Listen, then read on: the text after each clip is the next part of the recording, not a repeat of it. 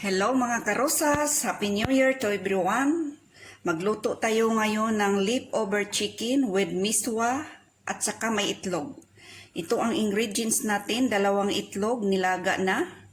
Ito ang leftover chicken. May chopped onion, may chopped tomato. Ito ang miswa natin at saka spring onion leaves. Umpisahan na natin mga karosas.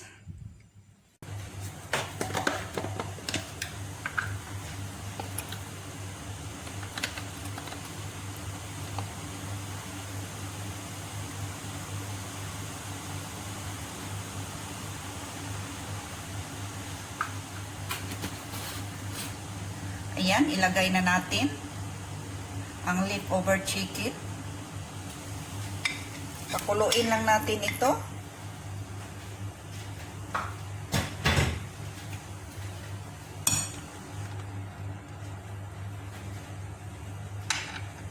Takpan na natin sandali mga karosas, mga 2 minutes lang. Ayan.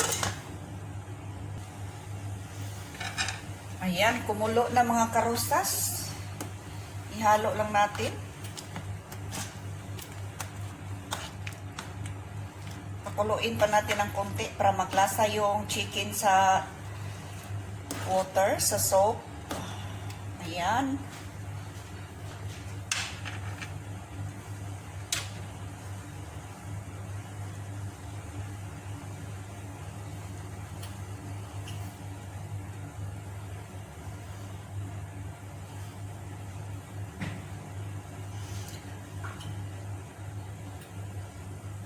Habang nagluluto ako mga karosas, i-shoutout ko pala yung channel members ko. Si Amy's Channel, Richie Vlog, Anna's Lifestyle, Pilipina Idaho in USA, Team Tabor Channel, Mara Channel, Mary's Vlog, Roger Correa Official, Preciosa Glamorosa from Japan. Salamat sa support ninyo guys. Special mention to Hazia Vlogs, to Ibride May,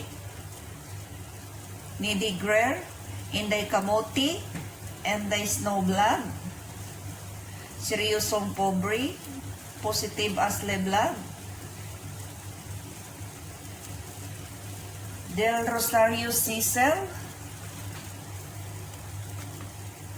Makoy Nibira Vlogs, Rinso Live Coverage,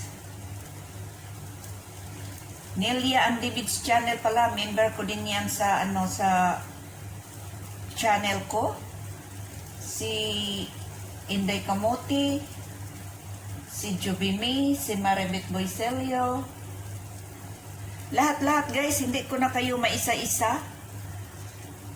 Shout out sa inyong lahat. Ito na, kulo na guys. Pwede na natin ilagay ang itlog. Balihap cook lang ito.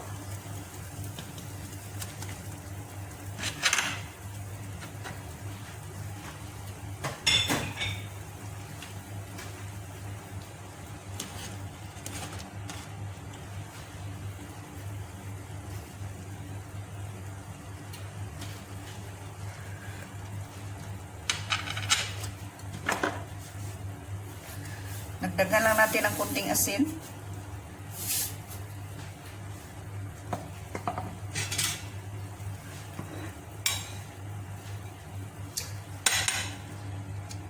Isunod na natin ang miswa. Ayan.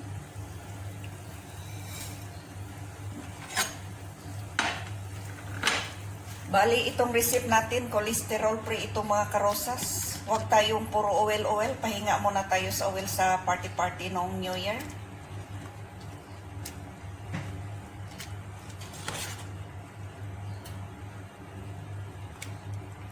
Kuluin muna natin.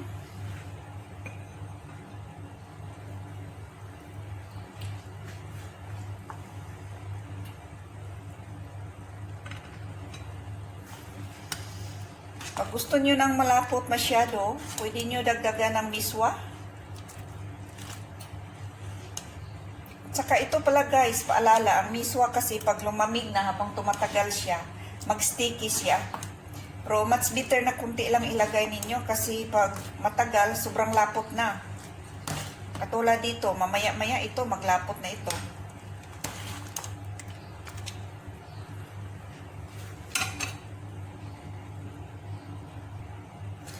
Yung kamatis mga karosas, depende yan sa inyo kung lakihan ninyo o maliit ba pagka-slice.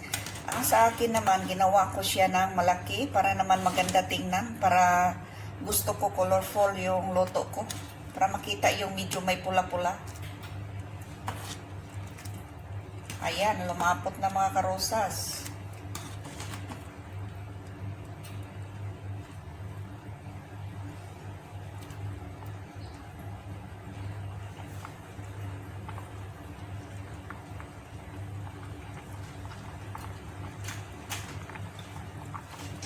Ito na ang pinakahuli mga karosas, ang chopped spring onion.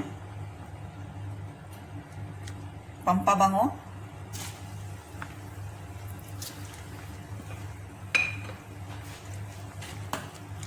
Ayan, luto na mga karosas. Maganda ito sa taglamig. Taglamig mga karosas kasi ngayon taglamig na dito sa Middle East. So maganda ito sa breakfast. Pwede rin ito pang lunch or dinner. Ayan.